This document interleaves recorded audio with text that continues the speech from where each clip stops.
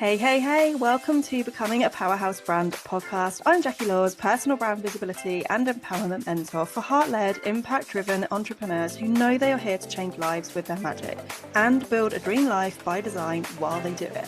This is where we blend soul, strategy and subconscious work to help you stand out as the leader you already are.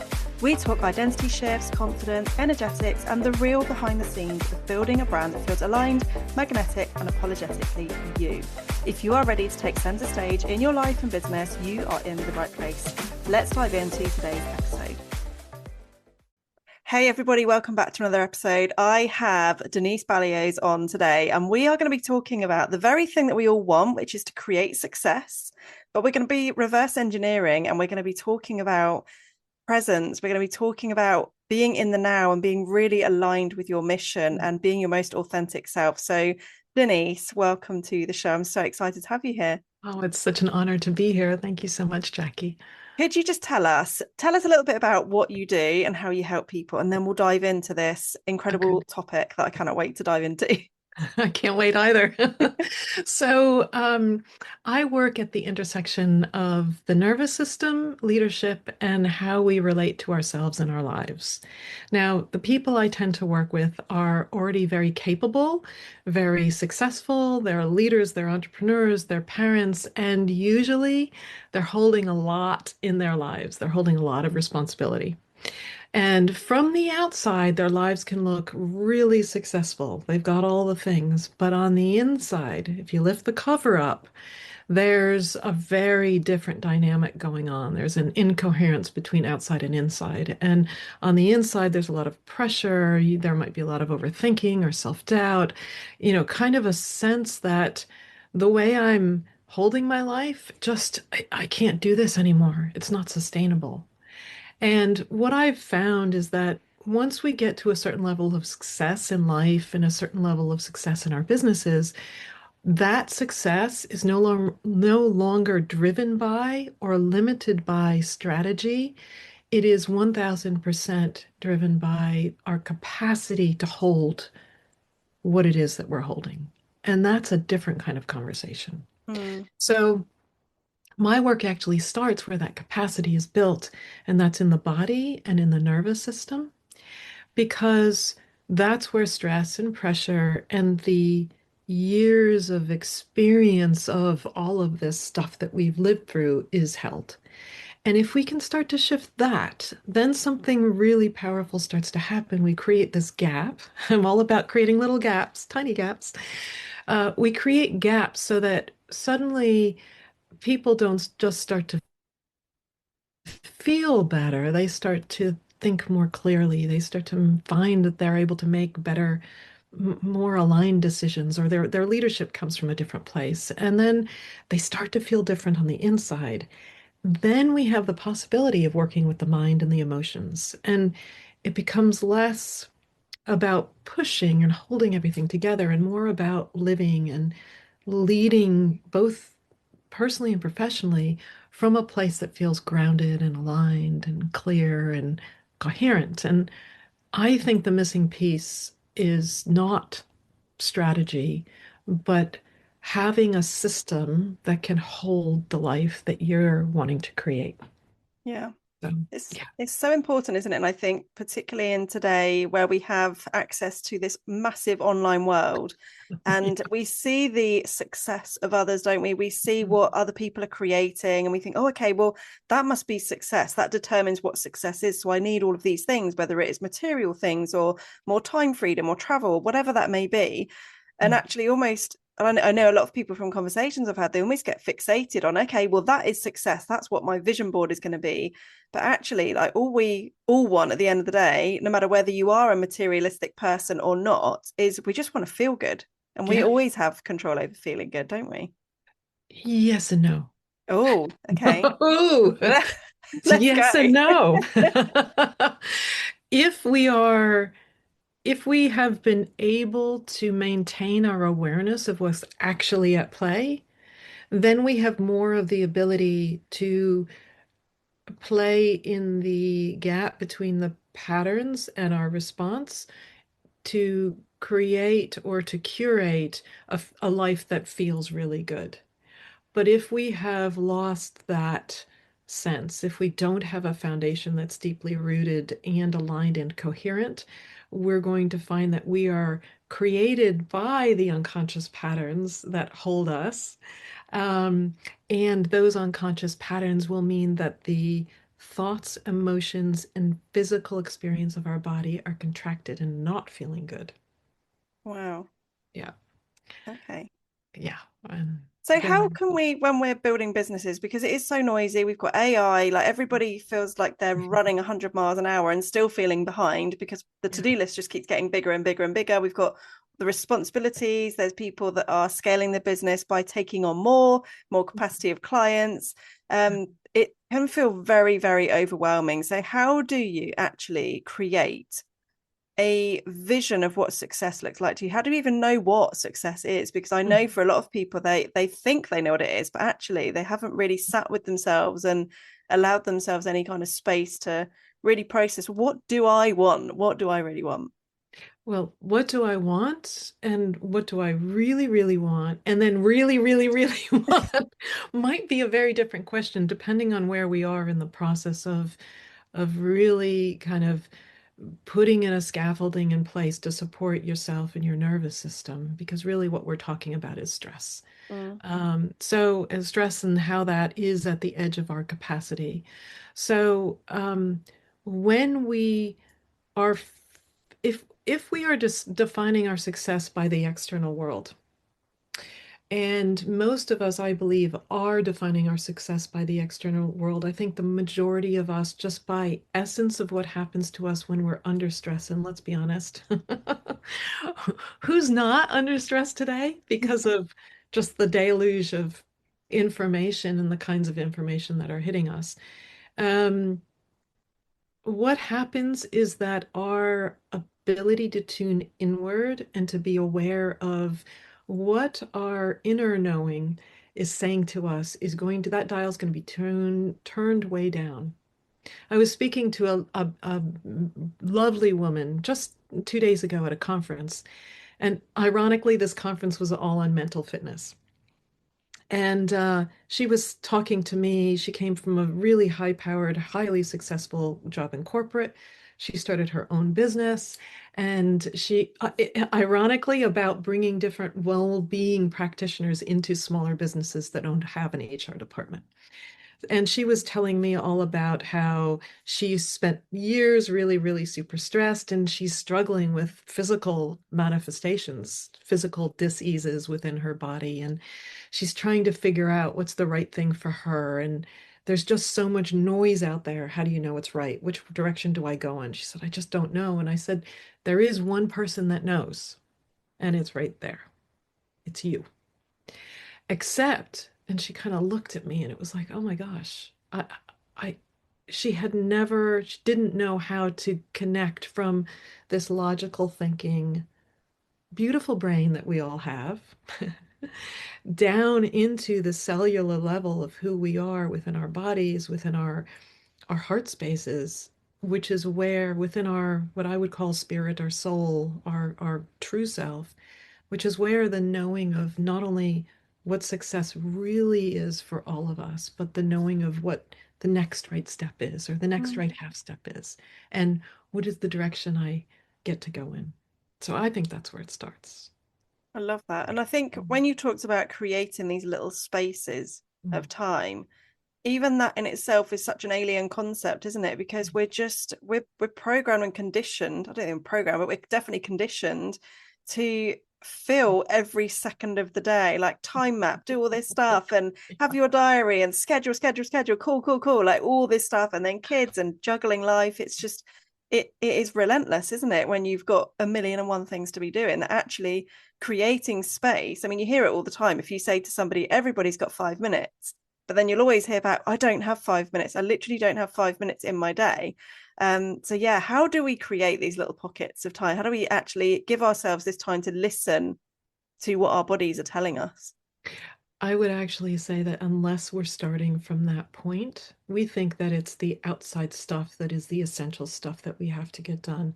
But unless we're starting from that listening place, we're going to be going off in a direction that's going to cost us and continue to cost us. And so many entrepreneurs and leaders that I speak to today are operating from a place of deep cost that eventually will break them. Whether it's physical well-being, mental well-being, relationships that break down, parental experiences that feel harder, or just they just can't take it anymore. So how do we create these spaces? Um, this is where my work starts. It's, can we understand our nervous system as a system? Can we create the right scaffolding and support to put in place that even on a busy day, we're still able to pull from a toolkit of things that we can do in the office, on the train, with your kids around, that doesn't require an hour of you going out and taking a yoga class. Mm. And I would also say that, so these little tiny little things, I call them micro practices. And what we want to get to is giving the nervous system the sensory information it wants. It's all about the sensory information and tuning that dial back up again. That's the first step. But the second step is then understanding how to work with the entire system of your being.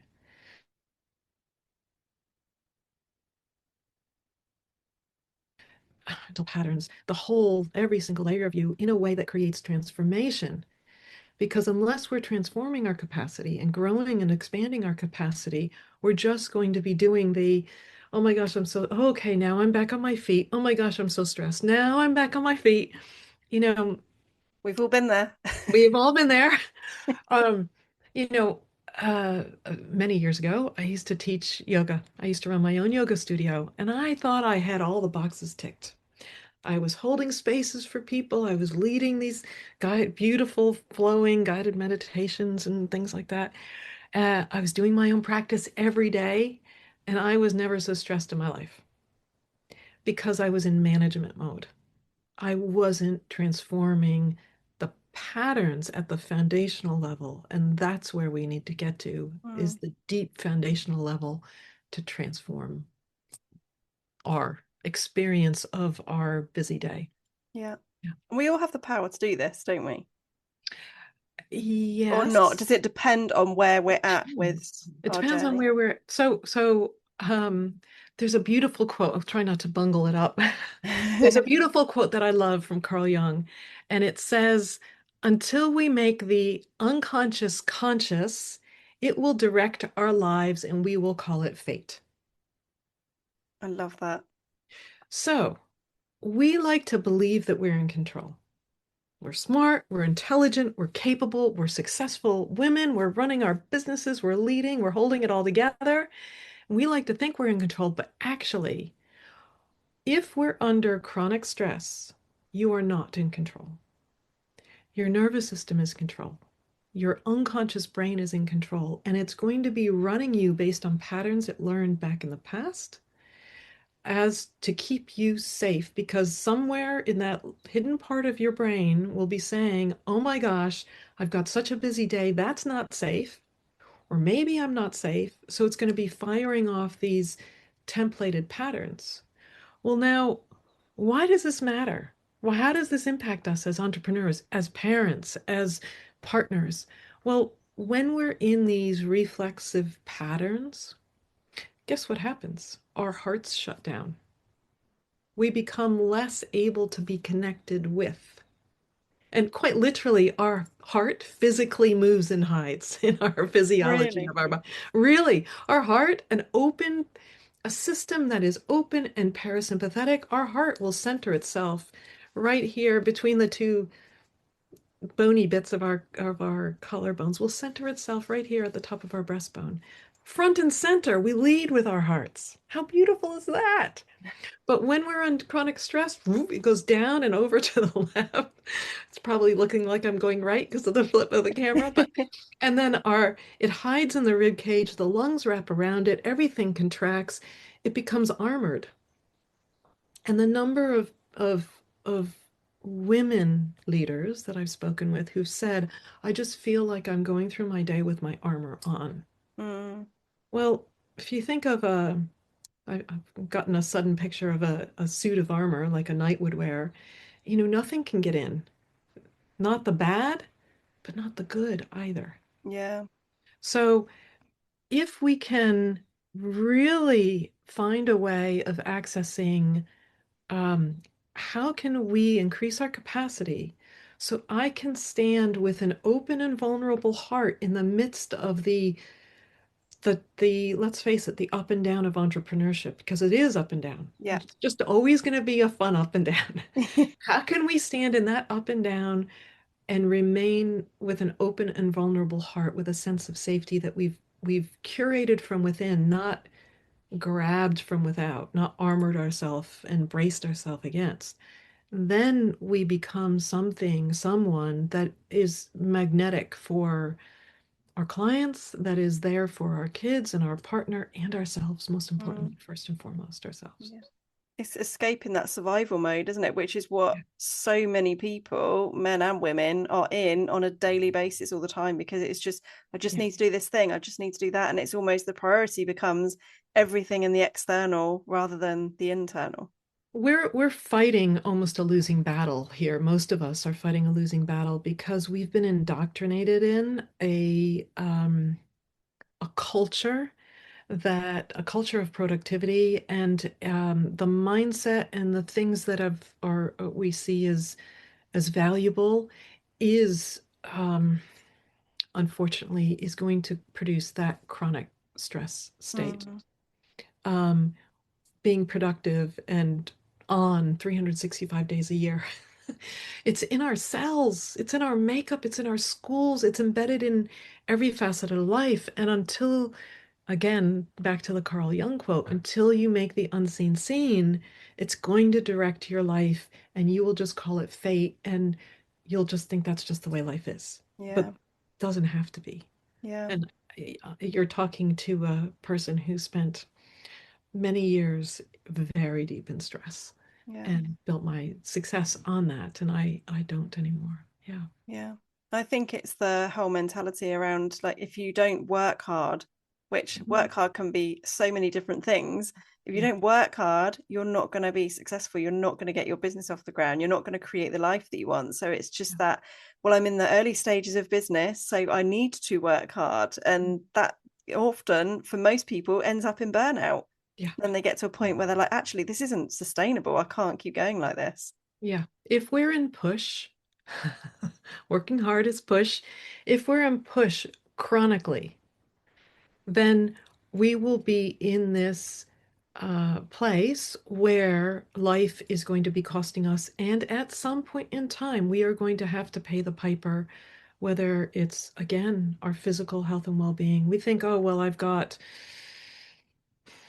just going to pull some of the things that, some of the clients I've worked with. I've got cancer, I've got diabetes, I've got Crohn's disease, I've got anxiety, I don't use my voice, I can't keep relationships, I dot, dot, dot, fill in the blank. We think all of these things are just separate from how we're running our businesses, and actually they're intertwined with how we're running our businesses. Mm, yeah.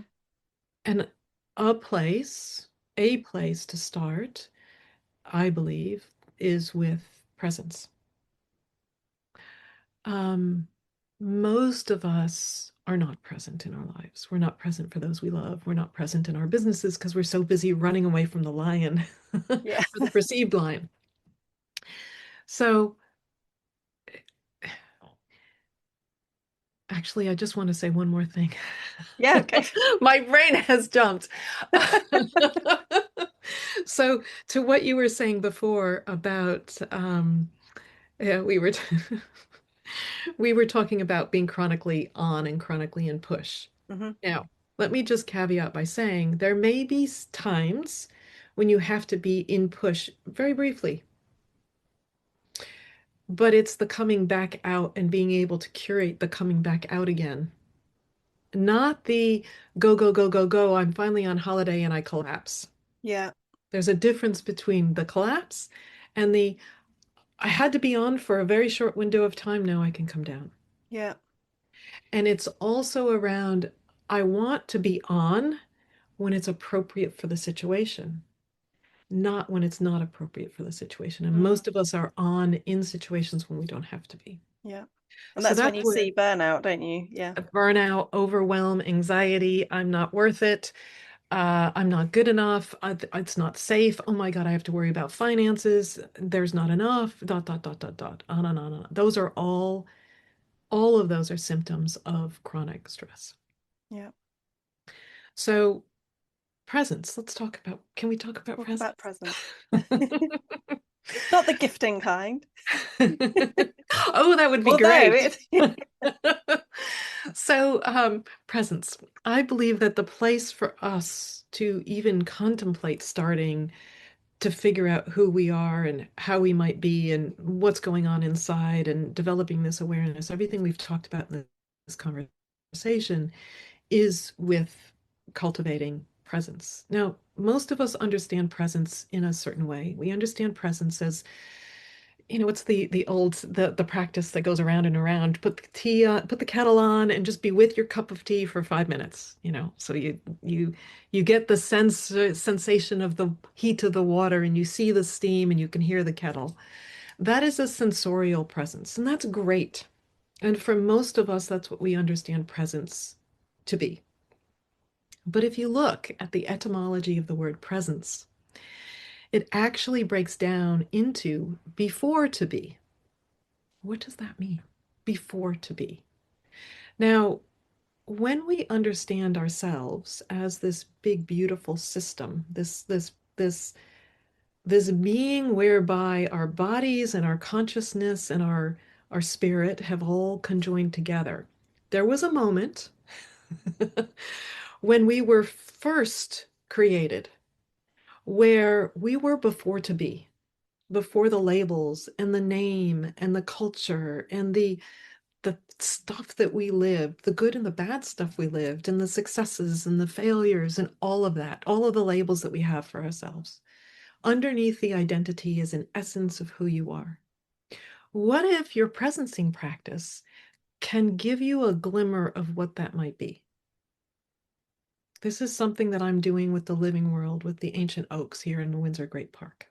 This is a practice that I have and that I'm starting to share with my clients. If we can take the ability to connect with who we are before to be, then we can use that as our starting point, not the layers of all of this stuff. And we can go from there into the next segment of our day and then into the next segment of our day. And it doesn't have to take long to reconnect once we have an anchor point there. Then we have the ability to say, right, from this, who I truly am, authentically, coherently aligned.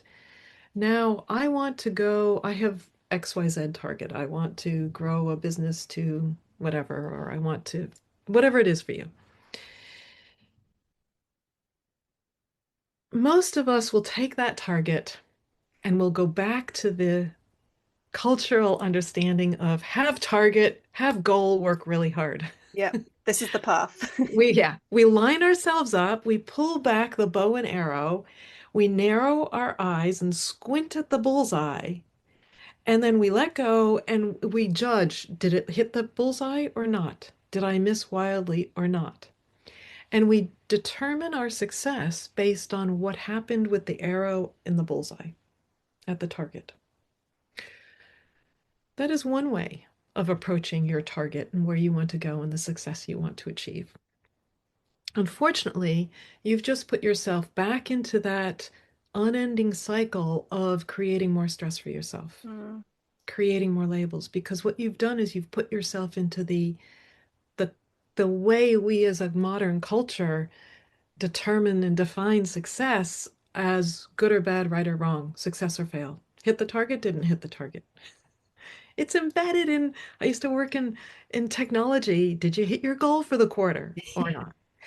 You know? yeah, It's embedded in our educational system. Did you get an A or not? So, if we are able to come to a place, and this might take some doing, especially if we've been in chronic stress for quite a while, where we can touch before to be within ourselves, there opens up this kind of spaciousness and this deep knowing that allows us to approach our target with we can feel the target. Mm, We approach it from a felt sense with our body and a felt sense with our heart, not this logical, analytical, yeah, I'm just as addicted as anyone. This is where, when I'm stressed, I go to my logical, analytical brain. Give me the facts, please. yeah, But if we can approach our target from this felt space, this wiser part of ourselves, our body, our heart, our beingness, our who we are in our spirit, and allow that felt sense to line up with the target. And we pull back the arrow from that place, not looking at the bullseye, and let the arrow go. And while the arrow is still flying through the air, we turn and walk away mm, because it doesn't matter where the arrow lands. And then we return the next day and we do the same thing again and the same thing again. And one day, that felt sense is going to attune itself so clearly with what you are wanting to create that you're going to start hitting that bullseye without it costing you your life. yeah. Yeah, I love that. It's yeah. so important. I think it's just such an interesting way of focusing on success. Because I mean, like right the way back through school of like having that goal, like you say, with like hitting the A, everybody is told if you don't get good grades, you're not going to be able to do this. You're not going to be able to go to that school or go on to that further education or whatever it is. And if you don't do this, if you don't revise, if you don't work hard, you're not going to get that job. And Yeah. it's just so ingrained in us, isn't it, to be able to do these things. But actually, there are so many different paths to success or different ways of attracting the success we want. We don't have to be so Yeah. laser focused on that's the goal, this is the only way we're going to go. Yeah, Yeah. really And beautiful. and that laser focus, by the way, is what happens to us when we're stressed. Physiologically, within our body, our vision narrows, and we only see a very limited set of options when we're in chronic stress.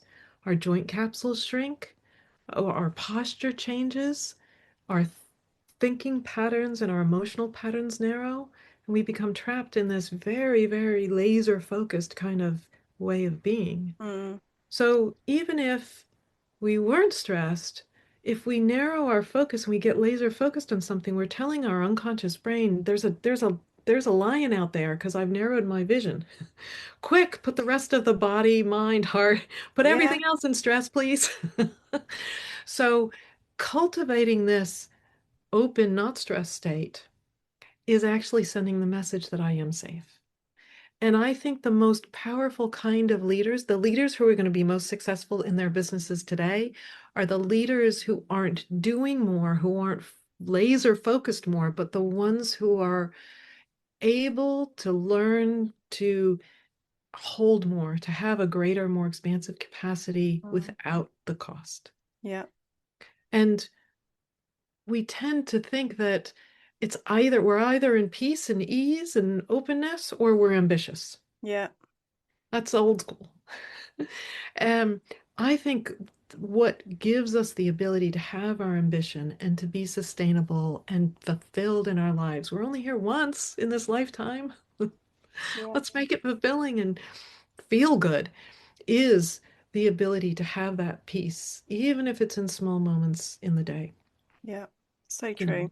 Yeah. Okay, to wrap up this podcast episode, what would be one tip that you would give someone today that is ambitious in business? They know they want to achieve whatever success looks like to them. Mhm. How can they create, like, bring in some of this? How can they be more present with themselves? What would be your first tip that you would give them? Okay. So first and can I give two things? Yes, give two things. So first and foremost, w- go your body. Your sensory awareness of your physical body is essential, and that's one of the first things that goes away when we're in chronic stress and we're so focused on success. So working with somebody to increase that is going to be absolutely key. If all of this conversation resonated with you, then I would say the second thing is to go in the direction of your success. You don't need more information, and you certainly don't need more strategy. You need a different way, a, a system that has a different way of operating, something that's going to support you to expand your capacity so you can live and lead in a way that feels aligned and sustainable, and quite frankly, a lot more free on the inside and on the outside. And that very much is the work that I do. That's what we need, not strategy and information. Yeah. So, so important. This like has to be the priority, doesn't it? It's the foundations that allow you to create the success you want anyway. Yeah. Denise, it's been so lovely having you on the show. Really, really lovely conversation. I think it's going to be really eye-opening for a lot of people that are tuning into this one. Where is the best place to connect with you online? You can find me on LinkedIn, on Instagram, on Substack. In fact, I've just started writing regularly on Substack. So if you want to read Amazing. more, jump on there. And my website. Perfect. I'll put all the links in the show notes below. So do Great. make sure you go and connect with Denise. If you've enjoyed this episode, please do leave a review, and hope you have a beautiful day. Thank you so much, Denise, for this powerful episode. Thanks, Jackie. It was a pleasure.